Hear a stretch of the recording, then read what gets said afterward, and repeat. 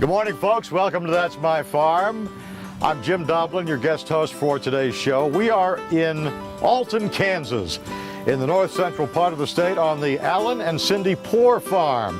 We're going to talk about this farm, its cattle, and its crop operations, plus a little bohemian history. Stay tuned. We'll be right back.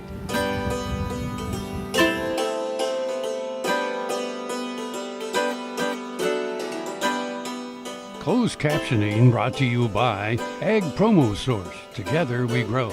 Learn more at agpromosource.com. That's My Farm is brought to you in part by Tallgrass Commodities. Big enough to serve, small enough to care. Good morning. Welcome to That's My Farm. I'm Jim Doblin, guest hosting this morning near Alton, Kansas, about 5 miles north of Alton in north central Kansas, on the Alan and Cindy Poor Farm and ranch. And Alan and Cindy are kind enough to join us today to give us the history of the farm and to take us on a little bit of a tour, because it's a fairly sizable operation here, and it's been around for 136 years, 6 generations of mainly Poors and a few other families. And let's start with Cindy, if I may, the original owners of this farmstead, and they came over from Eastern Europe. Yes, what was Austria, and in the 1800s, and their name was Jan and Anna Danza, and they took over this homestead from a gentleman who wanted to move on west. And so they took over, and then how long were they here, and then what happened? Jan passed away from typhoid fever, and then the mother was left, and she needed a hired hand to come and help with her and her children. So she sent an advertisement back to Minnesota to what they called the Czechoslovakian newspaper. And Joseph Rehor had just come to America, and he answered the ad and headed to Kansas. And so Joseph made it to this farmstead and married one of the daughters. Yes, correct? her name was Rosa. And so Joseph and Rosa got married, and pick it up from there. Okay, Joseph and Rosa were married, and then they had, I don't remember how many children, but they had Anna, which was the youngest, which is my husband's grandmother, and she grew up on this place. Do you remember much of your grandma? She was quite a pistol, wasn't she? She was. She made it to 100 years of age, a little over 100. Right. So she, in her time, seen a lot of change. Right, right. And she was very active in this community. Very active. Yes. Yeah. And so from Anna came the current patriarch of this farm, Emery, who is your father-in-law and your father, obviously, Alan, and Emery is still fairly active, would you say? He's not playing golf. No. He mows the church, he mows 3 cemeteries, and he manages to tell my son and I things we need to do. Whether you like to hear it or not. Exactly. I would think. But he still has a hand in this farm. He retired, I don't know. He's 70, I believe, 72. Yeah, but I was trying to think what year. 75 when he retired. So, but the layout of this place is essentially the same as it was? Correct. From the turn of the century? Yes. And there's one photo when they first got here, and it was like a hut. Yes. And from that hut sprang this. Yes. And so the original below the hill over here was a dugout, or built back into a bank, and then they built, from then on, and the house has been added on to multiple times. Fantastic. You've got crops, you've got cows, and a bunch of other things, and we'll get to all of that when we come back. So stay with us, folks. We'll be back after these words from our sponsors.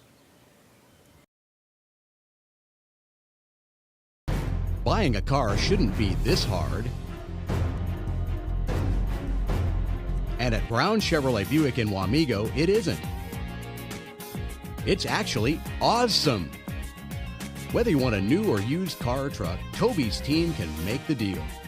Even if you want to custom order a new car or truck, Toby's team can make the deal. See Toby's team at Brown Chevrolet Buick in Wamego. We're awesome. Soil is the life of a farm, and for 25 years, SureCrop Liquid Crop Nutrition has helped growers produce abundant quality crops while preserving and improving the soils they steward. SureCrop offers complete soil and plant analysis with cropping recommendations, delivery direct to your on-farm storage, and quality crop nutrition custom blended for your field. Choose SureCrop for the assurance of excellence for your soil. Call today or visit their website for more information. Valley Vet Supply is devoted to providing information and professional quality products at reasonable prices. Valley Vet Supply. That's My Farm is brought to you in part by Tallgrass Commodities. Big enough to serve, small enough to care. Welcome back to That's My Farm. North Central Kansas is where we're at today, just north of Alton, in fact, on the Alan and Cindy Poor Ranch and Farm. And by ranch, I mean we have cattle in the background today, Alan, and these are just brought in from the pastures, correct? Correct. They were pulled off the cow Tuesday morning, and that's why they're bawling so much right now. They're missing their moms. Missing their moms out in the field somewhere. Correct. What kind of cattle do you run, and usually what's your typical cow-calf rotation? They mainly Angus, but we've got Simmental Cross also, but all black. These cows will be the bred cows, the cows for Correct. breeding. And so what's the strategy here? You got to get them off of grass and get them onto some pellet food for a while. Well, they're making the transition from pasture grass to grain, and they'll have some, but we will not push these hard. End of April, these will be AI bred by a technician. Right. Then we'll put a cleanup bull in with them, and hopefully he will get any of them the AI missed. And what's the herd like? What's the size of the herd you usually run? We used to be up about 180, 190. We've been dry for the last 2-3 years, so every year we've been cutting our herd back. Right. We should have more cattle this year because of all the rain we got. So we're trying to build back up a little bit now. We're going to try and increase back, get to our 180, 190. We're about that 160 now, 150, 160. But like these heifers, and we will start calving. These won't calve for another year. Right. But our heifers will start calving end of January. We'll calve for 60 days and should be done then. Right. And usually, besides the grass, what makes up the feed for these gals here? As in right here? Yeah. They've got free choice to brome hay. Right. And then they'll get 4 pounds of grain a day. And that's it. Okay. And I know we don't like talking market prices, but No. it's been an up and down. It's been kind of a roller coaster. Well, for instance, And we're on the downside now. we are on the downside. In 2014, 100 head of 5-weight calves was worth $147,500. Yep. 2015, it was worth $112,000. This year, they're worth $67,000. Right. So a precipitous drop for you guys. Correct. For the consumer, not so much, but Correct. And we can weather this storm a little better than some because we own most of our ground. We're not paying high pasture rent. Right. And we did not go out and buy $3,000 cows to increase our herd size. So you're taking a moderate approach. Correct. And hopefully that'll work out. Correct. All right, folks, we got to take a break right now, but we'll be back on the Alan and Cindy Poor Farm and Ranch right after these messages. Stay tuned.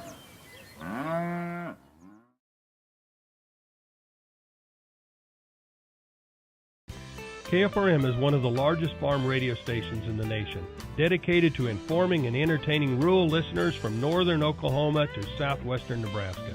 You can catch KFRM in many ways, of course, 550 on the AM dial, streaming at kfrm.com, or on your smartphone by going to the TuneIn Radio app, or on Ag AM in Kansas on Tuesdays and Facebook every day of the week. KFRM, tune us in. You'll be glad you did. Here's another gardening tip with Annette Jackson from Jackson's Greenhouse. Fall is a great time to plant, and if you would like fresh fruit, grapes, or berries to eat next year, now is an ideal time to plant. We'll show you how, what, and where to plant for a successful crop of delicious, healthy fruit. We have a great selection and great service. Come see us at Jackson's. Our entire stock of shrubs, roses, berries, perennials, and trees are now on sale at 25% off. Hurry out for your best selection. Jackson's Greenhouse has what you need today. That's My Farm is brought to you in part by Tallgrass Commodities. Big enough to serve, small enough to care. Welcome back, folks, to That's My Farm, near Alton, Kansas, in Bohemian country, at the Alan and Cindy Poor Ranch. And we have the patriarch of the family, Alan's dad, Emery, who's been on this land for 82 years. And before we get into what's changed around here, let's go back in time a little bit and talk about the history of this area and who were the Bohemians, the Eastern Europeans that came to this area in the late 1800s. Well, it wasn't late 1800s. It was in the 1880s that they came to my farm, 1882. And Bohemia is one of the 3 states that was set up to be Czechoslovakia in World War I. Before that, it was Austria. My grandparents and great-grandparents were born in Austria. And the Danzas, my great-grandparents, they left that country to get away from the Catholic religion. They were persecuted by it, they felt, and a lot of others at that time did. And my grandfather Rehor, he left because when you become 16, you were drafted in the German army in Austria.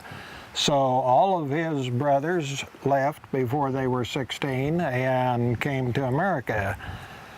My grandfather Rehor, Joe Rehor, was in Minnesota working, and he seen an ad that the Danzas needed a farmhand. So he answered the ad, and he came down to the farm where I live and started working for his future mother-in-law, as her husband had passed away by that time. And so he worked there a short time and married the daughter and took the farm over. Right. And away we went. But the group collectively were called the Bohemians, who settled here many, many years ago. So, and that's how the town of Alton grew. And well, now Alton wasn't really the Bohemians and the Moravians that came from another part of Czechoslovakia. They settled, the settlement was really, we're on the south edge of it right here. It was north of us, and that's where the Bohemian Hall, that is now the Bull City Cafe, came from. Because Alton was called Bull City before it was called Alton. Yes. For various reasons, which we won't get into now. Now, you've seen a lot of changes on this land over the years. And let's talk about the farm technology from when you started and to the machines we see here in the background. Quite a change, I would imagine, for you to see over the years. Yes, it does. That's, I started out, it was a pull-type combine that took 12 feet and took 2 men, one for the combine, one for the tractor. And then they went to self-propels. That was along in the early, around 1950, you know. Or in World War II, Massey Harris made the self-propelled, and they called it the Harvest Brigade, and that scattered the knowledge through the country. But they've got bigger and bigger ever since then. A lot more complicated, probably. They're more complicated, but they do a lot more. Well, Emery Poor, thank you for joining us for this segment. We'll be right back after these words from our sponsors. Stay tuned.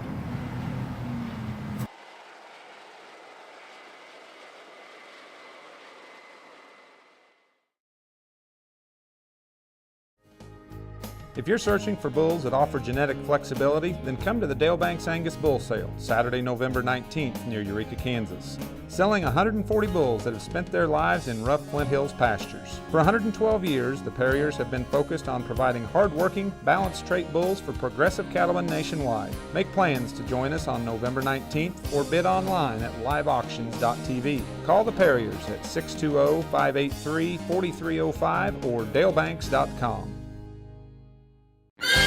The new Better Horses Network is worldwide. Presented by Lucas Oil. Featuring worldwide radio and TV with iconic hosts like Al Dunning, Sharon Camarillo, Ernie Rodina, Lindy Birch, and Craig Cameron. With American Cowboy, Horse and Rider, Brushy Creek, Cavenders, and Ride TV. Worldwide radio and TV. The all-new Better Horses Network. That's My Farm is brought to you in part by Tallgrass Commodities. Big enough to serve, small enough to care. Welcome back to That's My Farm. We are in north central Kansas, a few miles north of Alton on the Alan and Cindy Poor farm, but this farm goes back 6 generations. It's about 136 years old. We're standing in a Milo field with Alan and his dad Emery, who's been here for how long, Emery? Well, 82 years. I kind of backed off on my 75th birthday and sold out cattle and stuff and let my son and grandson take over. Okay. And you just then give them some advice once in a while, I would think. Oh, maybe. Okay. We're going to talk about crops here, Alan, a little bit, and we're going to talk about your crop rotation. Basically, you've got milo, beans, and alfalfa, and some wheat, and maybe corn once in a while, right? Wheat would be our main crop, on an average 2,000 to 2,200 acres a year. Okay. 11 to 1,200 acres of milo, 1,000 to 1,100 acres of soybeans. The last 2 or 3 years I've not planted any corn just because of drought reasons. Right. Next year we'll maybe plant some corn. If we plant 300-400 acres of corn, then we'll drop the milo back, 300-400 acres. You've had some pest problems this year with Yes. with milo, and these sugar aphids have come. Sugar aphids is a new one we're having to deal with. So far we've been able to cut above them and be okay, but Right. if you get into them bad, they can plug your combine up. What else have you had to deal with pest and weed-wise? Weed-wise is getting bad. Palmer amaranth. We've got weeds are getting resistant herbicides. So it's a new battle. You got to watch that. But how are the yields this year? Because of you've had pretty good rains, really. Wheat was fantastic. Had good yields. Fall crops have all been good also, but the price is terrible. So they're saying like on wheat, 70 bushel to break even. Mm-hmm. Milo field, 90 to 100 bushel to break even. But this field here is probably going to be 130, 140 bushel milo. That's looking good. Now, once this field is plowed, now you're making pretty good progress, what happens then? Because I know you've got a cattle operation. Once this milo is cut, then after the cows are prig checked, they will be rotated gradually through the milo fields, moved towards the home pasture to get ready to calving. So, okay. And when we graze a field, we try to leave at least 50% of the stalks left. Okay. We don't eat it in the ground. Okay. Because the cattle like Correct. this stuff. Remember, you told me the cattle like this stuff, but not necessarily all the milo. Well, they do a good job anymore, but it used to be we'd drop heads on the ground and then the cow would eat too many heads and get too much grain and she would abort her calf, or a few of them would anyway, and that's a bad deal. Right. Too much of a good thing. Right. So overall, do you see you going back to corn anytime soon, or are you going to stick with what your current rotation? Provided, well, number one, the sugarcane aphid is creating more of a problem. Yep. It does not bother corn, so providing we've got moisture in the spring, we will probably plant more corn next year. All right. Alan and Emery Poor, thanks for sticking around and talking about crops. And folks, you stick around as well, because we've got lots more on That's My Farm after these words from our sponsors.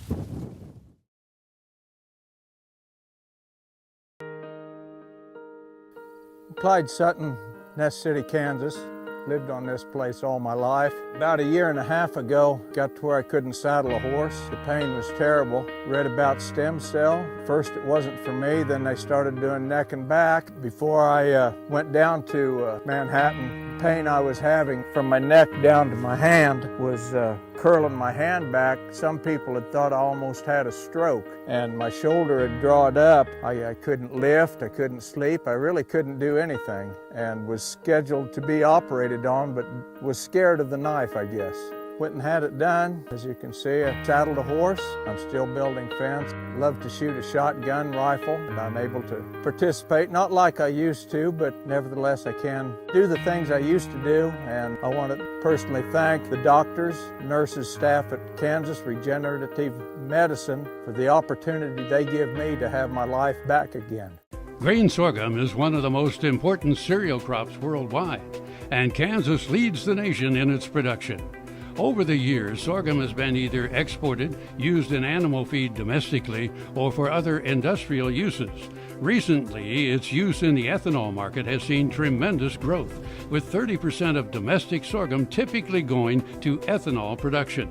Kansas Grain Sorghum is committed to sorghum research, market development, and education. Learn more at ksgrainsorghum.org. That's My Farm is brought to you in part by Tallgrass Commodities, big enough to serve, small enough to care. Welcome back to That's My Farm in Alton, Kansas, north central part of the state. I'm Jim Doblin, guest hosting today with all three generations of the present poor farm together. The fourth generation, Emery, the fifth generation, Alan, and the sixth generation, Craig, who is basically, Alan and Craig are running the operation now. Craig, when did you step into this, in more of a managerial type role? Well, I'd graduated in 2003, moved back here to the Alton area and started officially kind of farming full time. I'd had some cattle and helped during the summer, but officially started in 2003. And you graduated from K-State, I would assume? Graduated from K-State with an animal science degree. And how do you think you're helping the operation now, as opposed to before? Now, I don't want to, cast any aspersions on the previous generations, but how are you going to improve things around here? Well, as the torch gets passed on, as you commented, like when Grandpa started stepping out, as previous discussed, around his 75th birthday, some decisions kind of came down to me, and I'm still the low man on the totem pole, but Dad and I discussed things quite a bit, as far as inputs and different things to change the farm, and if it'll work or not, and kind of goes from there. Right. And Alan, you have no problem kind of passing the torch to the next generation? Not at all. Is Craig making life easier for you? Oh yeah, very much so. Allows us to travel a little more. Right. So that's good. Right, and Craig, what do you see as far as keeping the farm in the family? Do you think you're thinking that far ahead? I know you've got two youngsters right now. With this being my primary business, yeah, you kind of have to think that far ahead, and and as generations pass on, and land, and I mean it'll be a little bit of a chore, I'm sure. A person my age, and even probably my father's, couldn't afford to buy everything if we had to at this point. Right. So it makes it very, the land aspect of it makes it a real large capital expense to step into. Oh. And Emery, I would assume that you are in favor of another generational passage beyond Craig, obviously. Well, I hope so. That's something to be pretty proud of, is have generations come down the line, and even future ones coming on. Right. Yep. You were telling me from your time when you used to come out here and harvest about the number of bushels that you got in a day back then compared to now. Give me that comparison again. Well, we thought in '51 I got a self-propelled combine with my dad, and if we cut 1,000 bushels in a day, we thought we did a very good day. And our wheat at that time averaged about 18 bushels an acre. And now we're having, 60, 70 bushels, and they're cutting 1,000 bushels every half hour or more. Right. And there's even quicker than that, maybe. Right. And the mound near Alton of Milo continues to grow. Yes. Yes. Yep. It's quite pretty right now. And we didn't used to have that. Yeah. The elevator took them all, and they've even got larger elevator bins, and still they're running out of room. Right. Well, you got a great day to harvest, and I'll let you get back to it. I appreciate you guys taking the time to talk to us today. Appreciate it very much. Thanks, guys. Emery, Alan, and Craig. And that's my farm for this week, folks. Join us again next week for another edition. Stay tuned for That's My Farm.